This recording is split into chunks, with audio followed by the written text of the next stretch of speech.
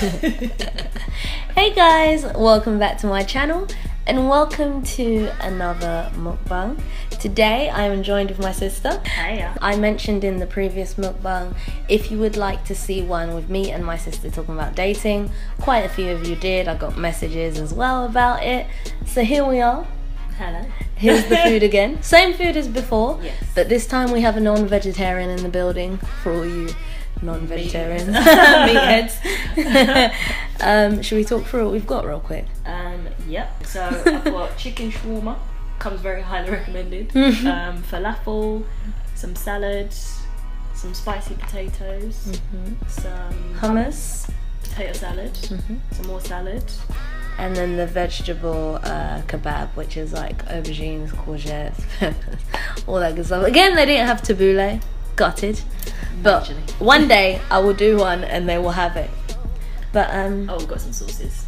tzatziki and chili. I'll be staying well clear of that. And all, Can I have yours then? yeah. Also, this time I'm gonna tie my hair up from the get-go because last time it was actually just a nuisance. Oh yeah, and the wraps, of course. sorry. Right, so what we're gonna be talking about is dating. I was saying I thought this would be a fun topic because we've like gone the opposite ways. I'm someone that has been in the dating game for so long, many years. Not a veteran. people were looking at me like I was doing it for a profession at one point. And then you're newly in the dating scene, so I feel like it's two interesting perspectives to delve into the topic. Very interesting. Very interesting. So I think, well, one, dating is I think people underestimate how much of a big toll it takes on your like mental and emotional state. Definitely. Right? You need to be ready for that. Yeah. And I think important things that, just to keep it quick, that I think you should know already is, one, the kind of what you're looking for, and be very clear on that. That's a cute one.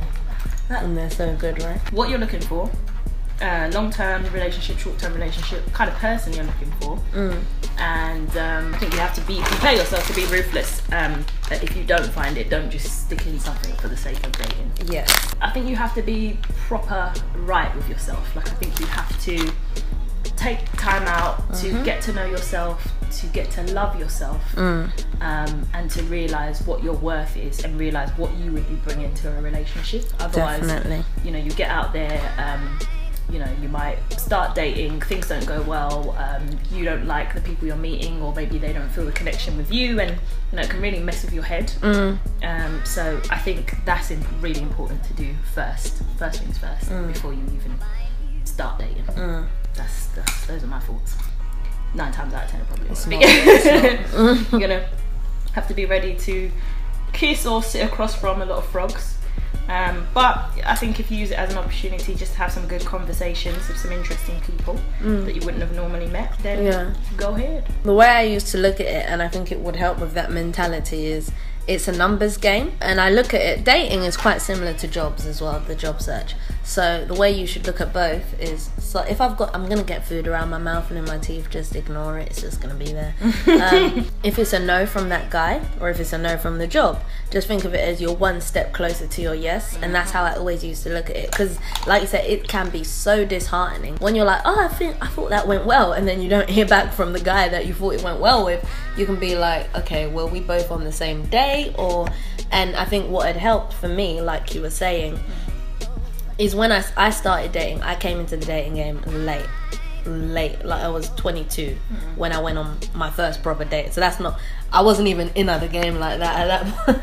Like, I was still working it all out. I still didn't know. Yeah, so I came into it late, which had meant that I had spent all of my teens, like entered my 20s, just really getting to know myself. So I truly knew who I was and the kind of things I wanted. I learned a lot more. You do learn a lot more what you want in a guy from dating, I will say, so that helped. But I had a good, firm understanding to start with of what I was looking for and what I could bring to the table. Yeah, I knew myself. I'd been around other people, not like in the dating sense of things. So your friends help you understand yourself as well. Like, oh, you're like this, and the more you hear it, the more you see yourself in that way. So I truly knew myself. So when I would go on a date, I would know if someone was not good enough for me. Like, and it's not because I may not be good enough for other people as well, so you shouldn't feel bad saying that, because we're all not good enough for someone, and there's many people not good enough for us. So I knew that, so I was able to decipher whether to move on to the next stage with them or not.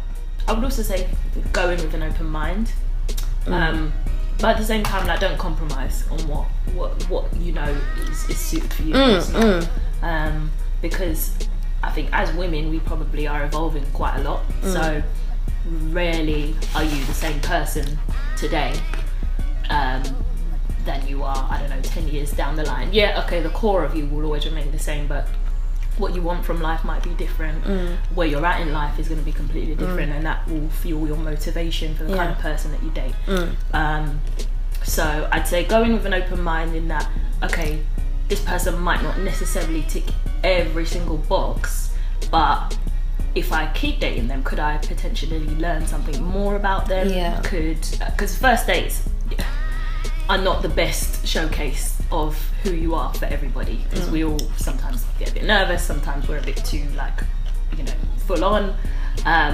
But be open-minded and be willing to give people a chance, because I think that not everybody puts their best foot forward on the first date. But then also what I will say is trust your gut as well. Sometimes if you're like, no, stick with it. And I was at a point where I was dating I was dating a lot of people. And so I was, in the beginning, I was like, oh, no, do you know what? I'll give it another shot. Maybe, you know. Then you go on the third date, you're like, what was I thinking? I should have stopped at the first date. I wasted my time. And so, but then it depends on how you're going about dating. Like, I was dating with a purpose. Like, I'm dating to meet my boyfriend, husband, whatever you want to call it.